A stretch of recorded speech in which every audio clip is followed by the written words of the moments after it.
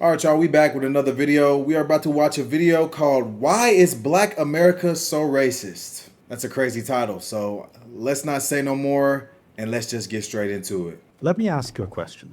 Let's say a member of your identity group goes somewhere he shouldn't, gets asked to leave, and instead of leaving, he pulls out a knife and stabs a teenager to death.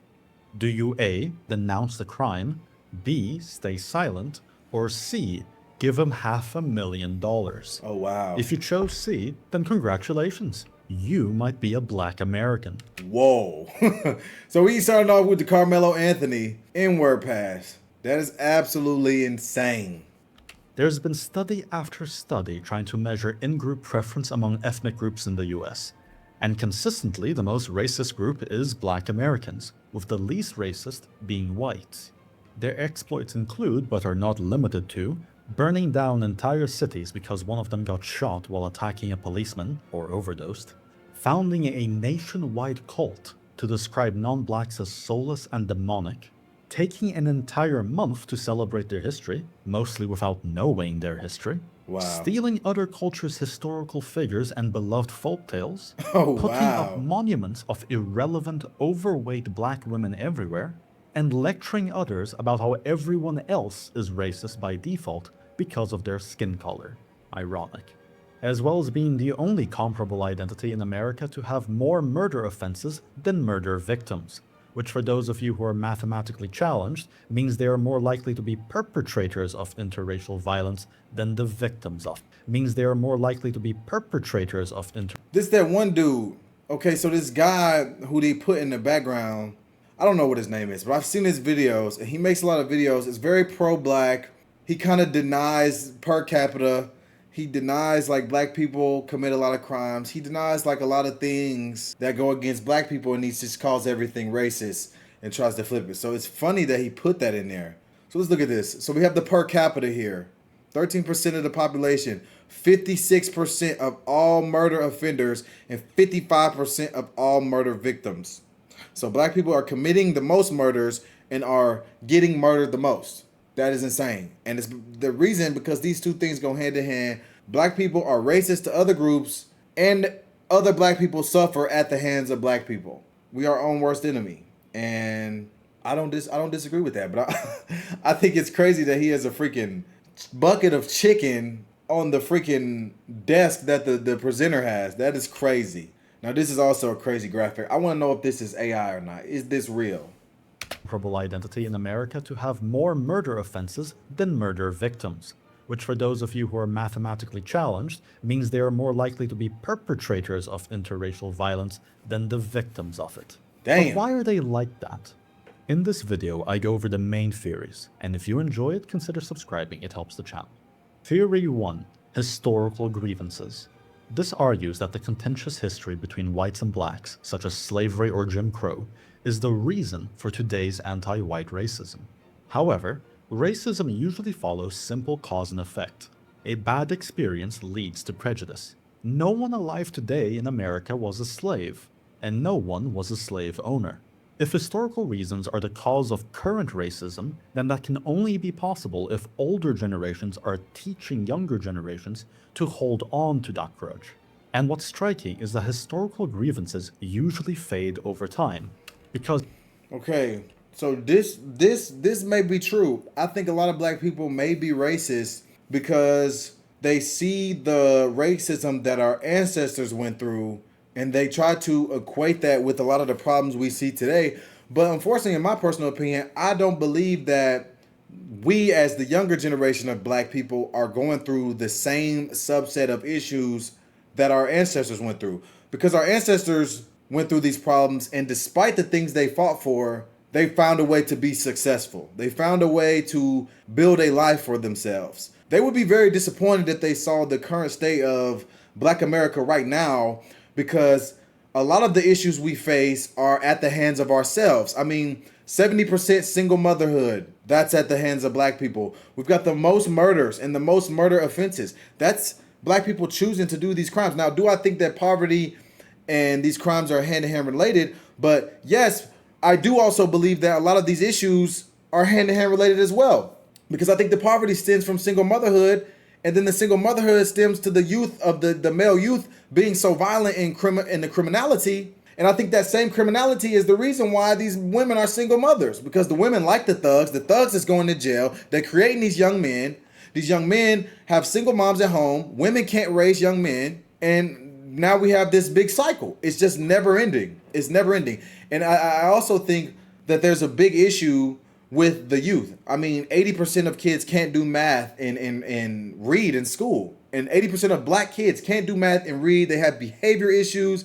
Like, I just think the problems with Black America today are getting worse and worse and worse. And our ancestors would be so pissed off at us because they literally fought and died for the literal opportunities that we have in America. Like, our ancestors couldn't get bank accounts. They couldn't go to school with white people. They couldn't enter certain buildings because of their race. They couldn't play sports. They couldn't get a job. And like, we have all the opportunity in the world that our ancestors fought and died for. And our people, my people, are choosing to commit crimes and be bad and be wrong. And then we have this other subset of people who claim to be pro-black and they refuse to call out the wrongdoings of black people. They only point the finger outwardly at white people, and they excuse this criminality and this bad behavior amongst our people. And that's why we are having the issues we have today. That's probably why videos like this even exist. That's probably why they started off with some shit like Carmelo Anthony. And that is my exact point, because people saw a black kid and a white kid, and immediately they assume, since there's something going on in the legal system, the white kid is somehow in the wrong and the black kid is justified. When, if you're looking at this from a logical point of view rather than a racial point of view, you understand that the black kid was 100% in the wrong. Just my take. Older generations are teaching younger generations to hold on to that grudge. And what's striking is that historical grievances usually fade over time, because it's illogical to blame people who weren't born yet for crimes neither you or anyone you know suffered. Yet black anti-white sentiment... I love what he just said. I'm sorry, I just rambled. I love what he just said. It's illogical to blame people who weren't born yet for crimes they didn't do. Yes, it's illogical. And that assumes that a lot of black people are thinking with a logical mind, but unfortunately they lead with emotions. That's why they're so controlled by the Democrat Party, because the Democrat Party plays on that emotion and they rile up the base. And that is unfortunately why black people, the majority of black people, continually vote Democrat, because they're voting emotionally and not logically. For crimes neither you or anyone you know suffered. Yet black anti-white sentiment seems to worsen with each passing year. Other groups, the Irish, Asians, Italians, also endured severe discrimination and moved on. That's why I'm confident this is mostly rationalization, not the root cause. Which brings me to theory 2. They're taught to hate. Wow. This one is more compelling. Education and media have pushed anti-white sentiment hard. Facts. In schools, slavery is often taught as a unique white crime, Facts. ignoring that slavery was universal across human history.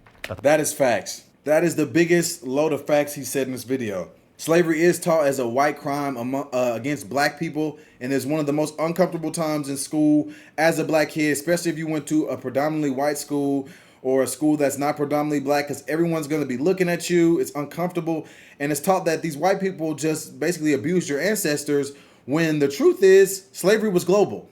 Every race of people, almost every race of people, was a slave at some point. Africans enslaved and sold other Africans to Europeans. Facts. And that it was Europeans who led the global fight to abolish it. Facts. Media is even worse. Facts. Biased coverage fueled Black Lives Matter riots by portraying every cop as an Facts. immediate lethal threat to black people, Facts. despite data showing police shootings track crime involvement, not race.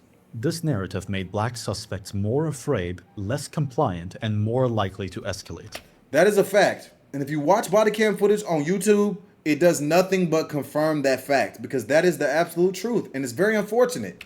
Movies, news, and activism reinforce the idea that America is irredeemably racist against blacks, despite it being largely a fiction. It is a fiction. If you disagree, I offer you the following challenge. It is a fiction. List a systemic disadvantage that black people have, but you can't just say in effect like black people go to prison more. You have to mention a current day unique legal discrimination that causes it. Theory. I would love to see what people's unique discrimination that they're calling out is. I would love to see it. Theory 3. They're paid to hate. Put simply, being racist against white people is profitable. 2020's George Floyd riots caused billions in damages, and yet corporate America donated hundreds of millions to the organizations behind it. Victimhood is used to justify programs such as DEI, affirmative action, and talks of reparations. Grifters on social media can make their livelihoods by simply lying about key social events to paint black people as victims and get hordes of racist support, causing a feedback loop of fury too. It also gives them cultural dominance, since no one can criticize them without being labeled racist.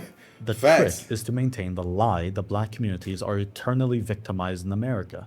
That way, the people supposedly oppressing them keep giving them money out of guilt. Which also explains why Black America has an envy problem in their own community, as successful blacks break that illusion. Okay, this video is dropping a lot of facts. There is an envy problem with black people because amongst black people, when you try to be different and try to be successful, you are often bullied. You are often attacked by your own people. People who move out of the hood are called Hollywood.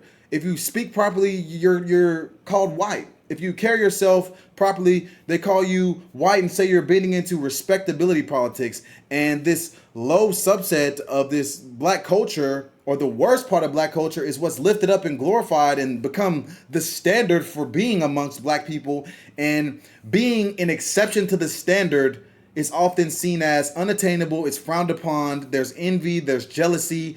And the biggest threat to you when you break that mold is another black person. It's just facts. It's just a fact. It's just a fact. I'm sorry. It's just a fact. Has an envy problem in their own community, as successful blacks break that illusion. Successful blacks, especially Nigerians who outperform other blacks dramatically, get called all manner of creative slurs. Facts. So if you want to know how to end black racism, just stop paying them to hate us. Of course, you'd also have to convince the self-flagellating white liberals, so good luck with that. That was bars. You'd have to convince the white liberals. I think there was a lot of good points made in this video. I mean, obviously the imagery was funny at some points, but I think there was a lot of great points. I mean, there's a lot of facts, especially as a young black man. I see a lot of truth in what he said. And to me, I don't know what the solution to a lot of this stuff is. I mean, me and my guys on our channel, we try to call this stuff out, and we're attacked. We're told we're pandering, we're grifting, we're selling out to white people, we kiss up to white people. And the truth of the matter is, I just want black people to stop thinking you're a victim, stop thinking the world's against you, stop thinking you're disadvantaged because of your skin color, because that's putting you behind. And I want black people to stop identifying with this low subculture and try to make something of yourself, because this is America. I mean, let's be honest, the history of America at some point against our people was bad. It was. It's the truth. But our ancestors fought, and that's not the times we're living in today. And we have more opportunity here in America than any other place in the world. So I think this was a very interesting video. And I want to know what you guys think. Do you guys think that black people are the most racist group in America? Let me know in the comments, and make sure to like and subscribe. I'll be back with some more content.